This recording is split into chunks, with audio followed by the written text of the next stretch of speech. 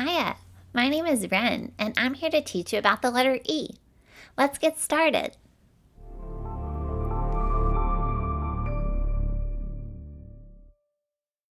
This is the letter E. The letter E can make more than one sound, but today we're going to learn about the short E sound. To make the short E sound, you drop your chin a little and make an open mouth smile. Like this. Eh, eh, eh. Can you give it a try? Go ahead.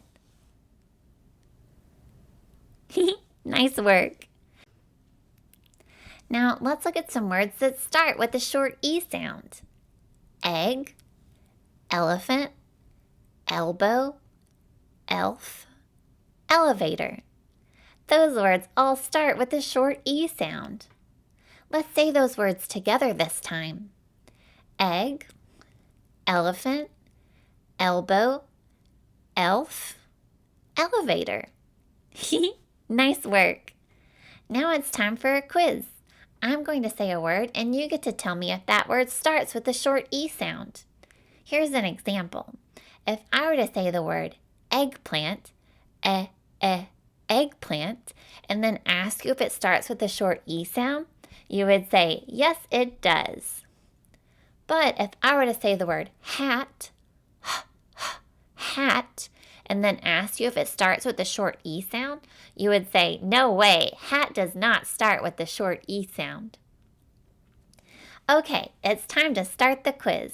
Here's your first word. Elephant.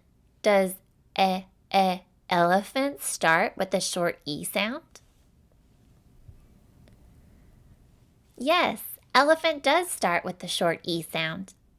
Now for your second word. Fish. Does fish start with the short E sound? No way, fish does not start with the short E sound.